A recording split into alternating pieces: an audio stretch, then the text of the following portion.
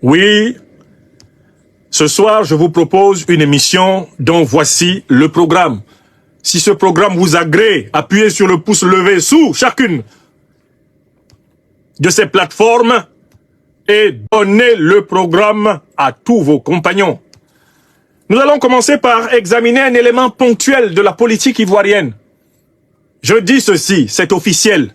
Le PDCI RDA de Thiam, qui n'a rien à voir avec celui du président Bédié, encore moins avec celui du président Félix Houphouët-Boigny, le PDCI RDA de Thiam, que nous allons désormais appeler la Thiamerie, supplie à genoux le despote, le satrape reptilien Ouattara, Dramane, le reniard de Sendou, de passer une alliance de gouvernement avec lui en Côte d'Ivoire. Le docteur des preuves ne s'exprime jamais par hasard. Nous avons la pièce, la masterpiece, où un secrétaire exécutif, donc de la direction du PDCI, s'exprimant au nom de Tidiane Thiam, le banquier suisse précipité, parachuté dans la politique ivoirienne comme un cheveu dans la soupe, et qui croit qu'avec ses entourloupes en compagnie de la gourgandine politique Kandia Camara, véritable sinistre de l'éducation nationale ivoirienne, personnalité agrammaticale, astylistique, asyntaxique, personnalité aux antipodes de toute esthétique. Oui, Tidiane Thiam, la nouvelle coqueluche de la Ouattari. Eh bien, il croyait nous échapper, mais nous l'avons pris la main dans le sac. Comme on dit à Abidjan, on l'a pas. Le Thiam, il a été pas. C'est un aventurier ambigu, comme ses acolytes de Dakar. C'est un individu mi-figue, mi-raisin. Ce sont des individus clignotants, alternatifs, clair-obscurs. Ce sont des personnages gothiques qui appartiennent à des périodes interlopes de l'histoire de l'art politique où les vessies sont prises pour des lanternes et les enfants du bon Dieu pris pour des canards sauvages. Nous l'avons pris la main dans le sac. Alors, si vous n'avez pas le son, cela veut dire que vous devez retélécharger la page de l'émission. Faites comme si vous quittiez la page et vous revenez cliquer dessus. Ce sont les officines de la France-Afrique qui pissent dans leur froc quand je parle et qui lancent leur moteur pour vous empêcher de m'entendre. Comme si l'on pouvait empêcher l'esprit, comme le vent, de souffler où il veut. Pourtant, tout ce que j'ai à dire sera dit. Et il ne sera pas dit que cela n'a pas été dit. Et quand ce sera dit, eh bien, ce sera dit. Nous les avons pris la main dans le sac. Ceux qui truandent l'héritage du PDCI honorable du président Bédié. Ceux qui truandent l'héritage du PDCI, anciennement parti anti-révolutionnaire, parti de l'indépendance ivoirienne, Rassemblement démocratique africain. Ceux qui sont venus vendre le PDCI à l'infâme Ouattara, ils se sont annoncés trop tôt. Et nous les avons pris, on les a pas. Et on va les battre. Oui, en Nouchi, c'est clair. On va leur donner la parole. Ils ont parlé, on les a pris. À l'instar du tristement célèbre Blé Goudé, l'individu ventriloquoise. Ils ont été pris, les partisans de la Thiamerie, ceux-là même qui salissent l'honneur du travail formidable de résistance patriotique républicaine, traditionnelle, du docteur Aimé-Henri Konan Bédié, à peine descendu dans la tombe, à Daoukro Pépressou. Nous les avons pris, et nous savons que le véritable PDCI n'est pas avec Thiam. La Thiamerie est une escroquerie. Écrivez ça. Écrivez ça. Tilana. Tilana, ambassade, ça veut dire écrivez ça. Tilana. La Thiamerie est une escroquerie. Leur problème, c'est qu'ils ont été pris trop tôt. À peine ont-ils commencé leur micmac qu'ils ont été attrapés, épinglés, leurs pieds flottent, ils ne touchent plus le sol. Ils n'auraient jamais dû s'attaquer à Génération et Peuple solidaire, le fer de lance de l'émancipation ivoirienne. L'incarnation de la résistance à toute épreuve. Oui. Guillaume Kibafori Soro a beau être critiqué, il est un juste qui, quand il se trompe, reconnaît et se relève et poursuit sa lutte. Si nous traversons à ses côtés ce que vous appelez le désert ou l'épreuve du feu, c'est parce que nous savons la sincérité, l'honnêteté du combat de l'homme et de ses compagnons que nous sommes. Et nous savons que nous devons à la Côte d'Ivoire de la délivrer de la Ouattari et de la Tiameri, qui sont en réalité, vous avez noté la rime, les mêmes grimaces de la France-Afrique, du néocolonialisme, de l'impérialisme, qui ne veulent point lâcher la Côte d'Ivoire, puisqu'ils en détiennent 85% des marchés. Côte d'Ivoire, colonie commerciale. Côte d'Ivoire, colonie militaire de l'OTAN. Côte d'Ivoire, nation avachie, agenouillée, couchée, allongée, piétinée par la Ouattari et maintenant la Tiameri, qui ose se gargariser de capacité dialectique. J'avais même vu un individu qui ne s'est même pas assis sur les mêmes bancs que moi, quand moi j'étais à l'université d'Abidjan, s'aventurer sur TikTok pour me porter une contradiction pseudo-philosophique dans laquelle en réalité le chiasme, le paralogisme, l'anachronisme, l'incongruité, les apories sont tellement légion que je me demande par quel bout prendre le bric-à-brac produit par ce prétendu ancien président de notre Athéna. Quand nous étions à la faculté de philosophie de Côte d'Ivoire, nous étions premiers. Nous étions premiers, toutes promotions confondues. Il n'y avait pas quelqu'un qui s'asseyait devant moi, là, en 1995, 96, 97, pour parler de philosophie. Et ce ne sont pas des gens qui prenaient des notes quand je parlais entre deux beaux flottos. Un bol de déguet, de Nyamankouji ou de Bissap, ce ne sont pas les petits qui couraient derrière moi sur la fac pour prendre des notes quand je parlais, qui vont maintenant venir sur les réseaux sociaux faire comme si on était même camarades. Et essayer de tromper la Tiameri. On le connaît. Et quand il était à la fac ici, on était avec lui. Vous n'étiez pas avec moi. Moi, je marchais avec les professeurs. Mes amis les plus importants dans l'université ivoirienne, ce sont mes professeurs. Je marchais avec mes professeurs. Je vous mets au défi de trouver quelqu'un de ma promotion, en dehors de Haruna Gorel, mon ami qui est au Niger, en dehors de Bro, Guy Joël, qui est là en Côte d'Ivoire, militant du PPACI. Je donne là quelques noms. Bro Guy Joël, actuellement militant du PPACI, philosophe de formation. Haruna Gorel, actuellement journaliste à Niamey au Niger. Un journaliste brillant que j'invite les autorités nigériennes à mettre pleinement à contribution. Il est à Niamey. Mon ami personnel, je l'ai retrouvé. Peul du Niger.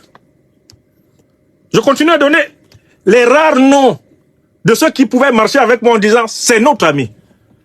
Je cite le professeur et actuellement ministre des Affaires étrangères du Togo, Robert Ducé-Comlan. On pouvait marcher ensemble et dire on est amis. Parce que nous nous asseyons pour discuter de choses qui échappaient au commun des mortels de cette fac. Les autres nous suivent. Moi, les autres, ils marchaient derrière moi comme étudiant, alors que j'étais étudiant. En maîtrise d'enseignement, je maîtrisais. Je maîtrisais la maîtrise. Donc, mes camarades de maîtrise marchaient derrière moi. Ils sont là, ils vont témoigner. C'est pas, il y avait quelqu'un qui disait, il s'asseyait devant moi pour opposer une objection. Je les vois sortir sur TikTok maintenant et sortent sur machin. On le connaît. Tu me connais où? Toi et moi, on s'est assis où pour discuter?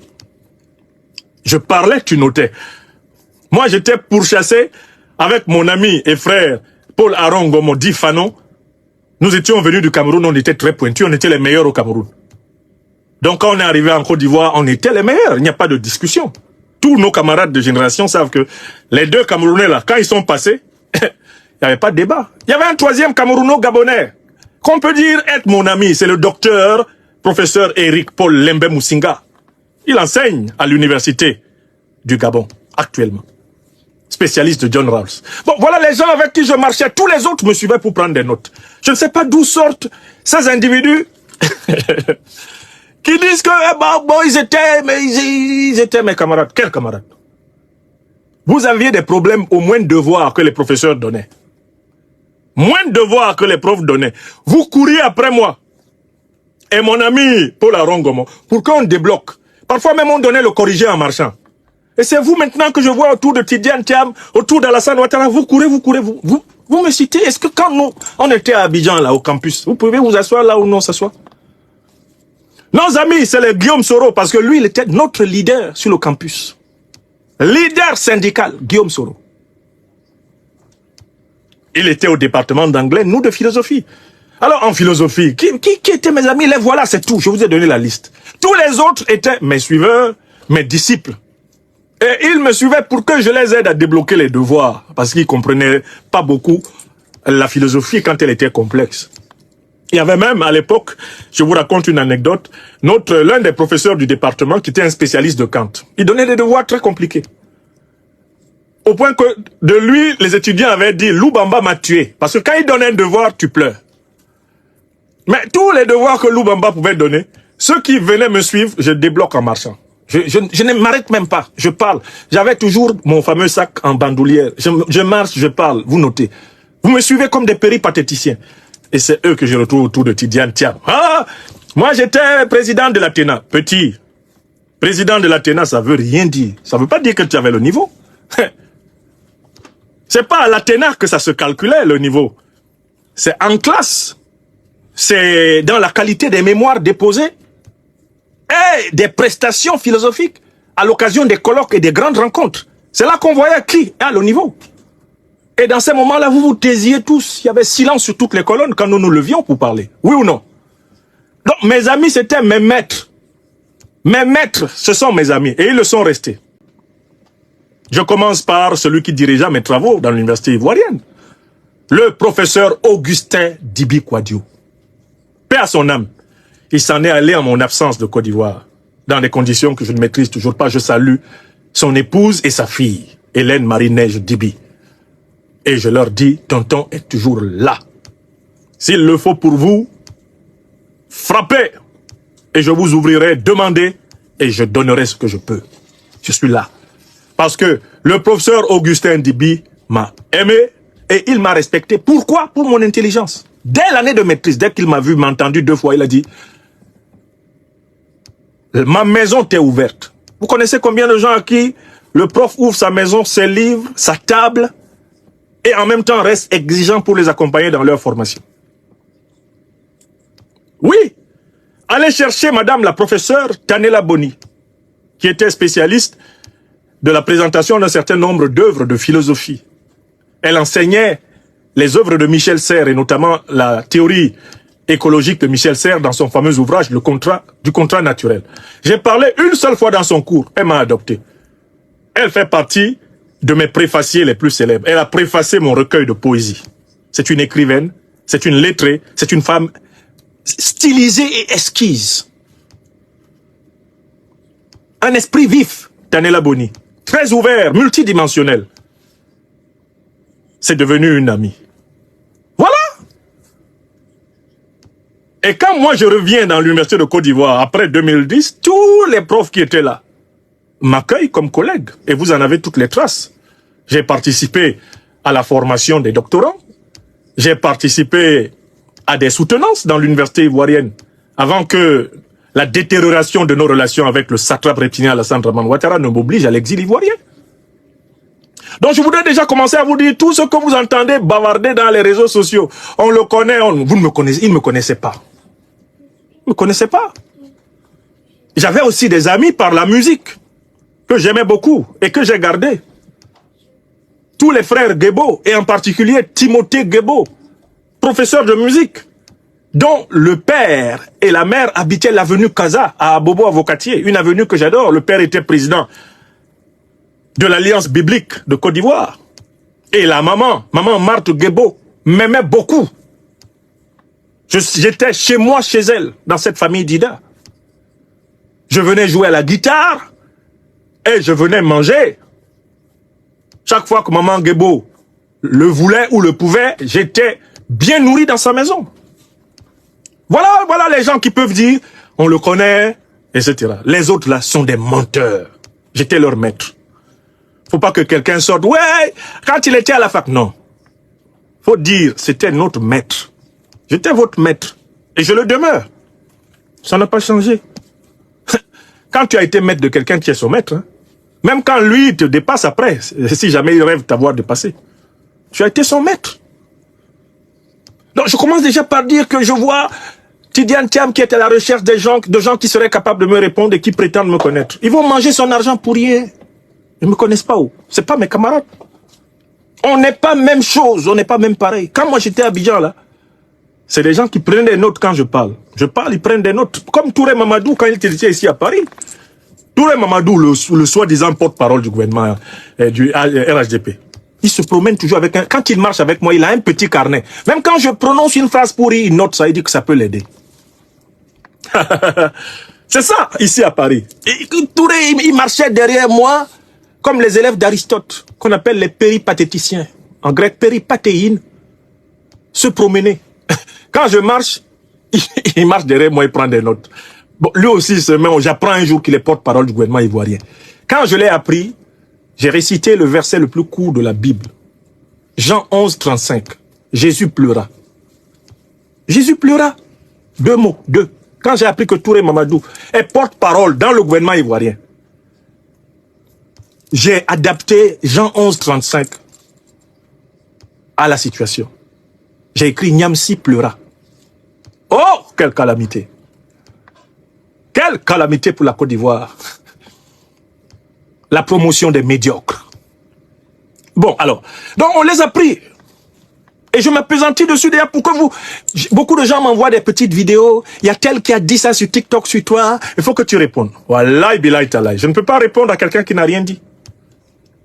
Pour dire quelque chose, il ne suffit pas de produire des mots, des énoncés plus ou moins signifiants.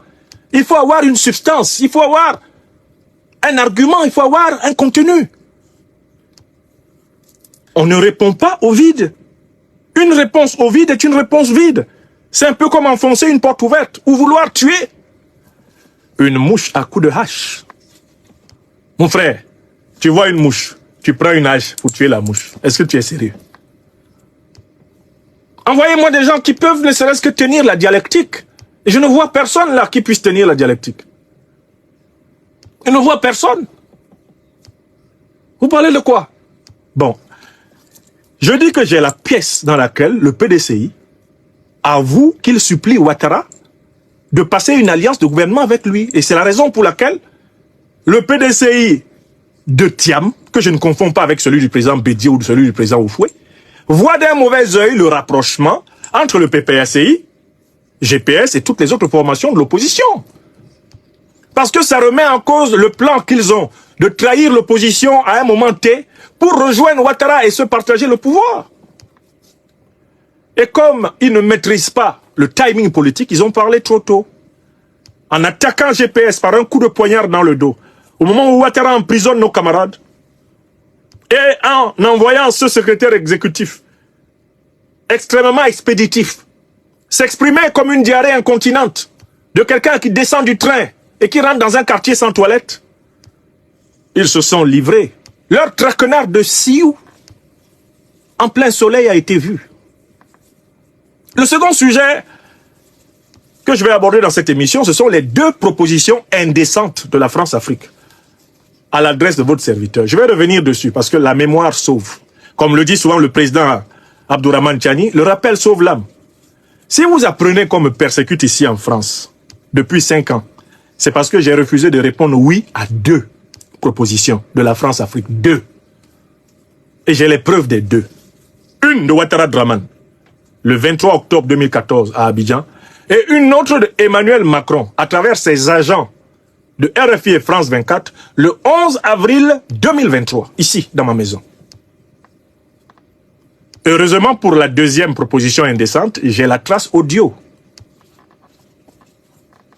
Alors que pour Ouattara Draman, dans l'audience incongrue qu'il m'accorda le 23 octobre 2014, il y a lui, et puis il y a Dieu, et puis il y a Dieu, il y a lui, et puis il y a moi, qui sommes témoins de ce qu'on s'est dit le jour-là, quand il m'a demandé de trahir Guillaume Soro pour le rejoindre. Et que j'ai dit non. Je vais reconstituer ces deux choses pour que vous sachiez pourquoi ils sont acharnés, pourquoi ils sont en colère. Ah ben il va nous le payer celui-là, pour qui il se prend? Ça fait un moment qu'ils m'ont proposé les 30 deniers de Judas. J'ai dit non. Je vais vous ramener. Je suis en train de republier toute l'interview que les deux envoyés des renseignements généraux français, RFI, France 24, vous savez que ce sont des organes de presse rattachés au ministère des Affaires étrangères. Donc quand ils viennent poser des questions à quelqu'un qui est mis à l'index ici en France, on leur a donné la liste. Vous allez les entendre. Vous allez entendre leurs propositions indécentes et ma réponse, qu'ils n'ont jamais publiée. Heureusement que ici, chez moi, tu viens m'enregistrer, je t'enregistre aussi. Le troisième sujet sera très rapide. Les aventuriers ambigus de Dakar, Diomaye et Sonko, se coupent chaque jour davantage de leur peuple. Il y a une alerte qui a été lancée par Alioune Tine depuis le Sénégal pour dire que le régime de Sonko et Diomaye est en train de tourner à la dictature, à la cacophonie, et que Diomaye est enfermé dans un blockhouse. Il ne dit plus rien. Je vais quand même essayer de dire à mon frère Tine que peut-être qu'il vaut mieux que Diomaye ne parle plus. Puisqu'il parle, quand il parle, il fait des gaffes. Il commet des gaffes. Peut-être que son silence est préférable. Mais que d'autre part, nous dit Alioune Tine, Sonko parle trop. Là aussi, je vais lui dire que c'est pas nouveau que Sonko parle trop. Mais en général, il parle trop parce qu'il ne dit rien. Ses propos sont annulés par ses actes. En tout cas, une alerte venue du Sénégal, où déjà des premiers emprisonnements de défenseurs de la cause panafricaniste ont eu lieu. Oui, ils ont jeté en prison. Ils ont jeté en prison, autour du 14 août passé, des Sénégalaises et des Sénégalais qui manifestaient contre leur imposture. Oui, ils ont commencé. Les fameux locataires qui ont été retournés dans le Cap Manuel. Les membres du tricéphalisme qui gouverne le Sénégal et qui envoient leurs militants insulter la maman des gens, insulter le papa des gens. La pourriture qui recommence à gouverner le Sénégal, en compagnie de Sonko et Diomaye. Nous allons en parler. Et puis le dernier sujet, ce sera Barça Logo, notre terre au Burkina Faso. Le centre-nord du Burkina, qui est attaqué comme Tinzaouaten, au nord du Mali, par les terroristes impérialistes d'Al-Qaïda et de l'État islamique, qui sont, on le sait très bien, les avant-coureurs de l'alliance criminelle de l'OTAN, qui a tué Kadhafi,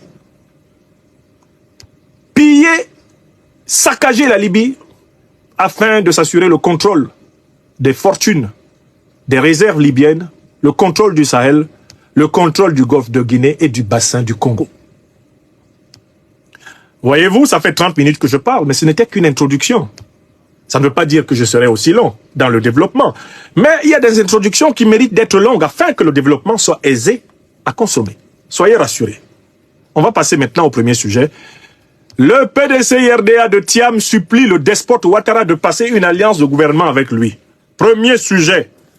Alors, vous pourriez me poser la question, prof, tu te bases sur quoi pour accuser le PDCI de Thiam, que tu appelles désormais la Thiamerie, pour ne pas mélanger tout le PDCI dans cette histoire? Parce que moi, je ne veux pas gâter le nom de tout le PDCI. J'ai beaucoup de respect pour le PDCI-RDA comme institution, surtout à cause de la particule RDA.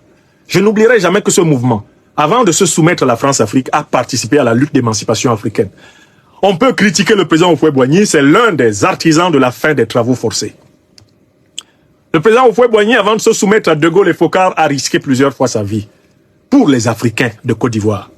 On ne peut pas oublier cela, même si on peut lui reprocher par la suite d'avoir un peu trop facilement renoncé à ce combat qu'il a abandonné aux générations futures. Pour les états de service rendus par le PDCI, Rassemblement démocratique africain, à la lutte des Africains, ce parti ne peut pas être méprisé, il ne peut pas être piétiné. D'où je crée le concept de la Thiamerie pour désigner le PDCI de Thiam. Et je vous invite à ne plus confondre le PDCI RDA avec la Tiamerie. La Tiamerie. Tiamerie. T-H-I-A-M-E-R-I-E. Voilà, c'est ça notre travail de philosophe. Nous devons utiliser des distinctions conceptuelles pour éviter les confusions conceptuelles. Et éviter de créer des conflits inutiles. Ce n'est pas contre le PDCI RDA que nous, compagnons du leader Guillaume Kibafori Soro, en avant. C'est contre le PDCI RDA de Tiam. Celui que nous appelons la Tiamerie, c'est-à-dire la trahison incrustée. Les renégats contre lesquels le président Bédié s'est battu. Ils ont parlé. Ils ont parlé à travers leur exécutif. Ils ont tout avoué. Ils ont tout avoué. Et nous avons reproduit la déclaration de leur exécutif ici, sur notre page Facebook. Je vais vous retrouver cette déclaration.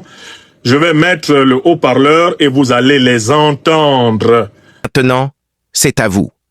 Réagissez en commentaire, partagez vos réflexions et vos idées.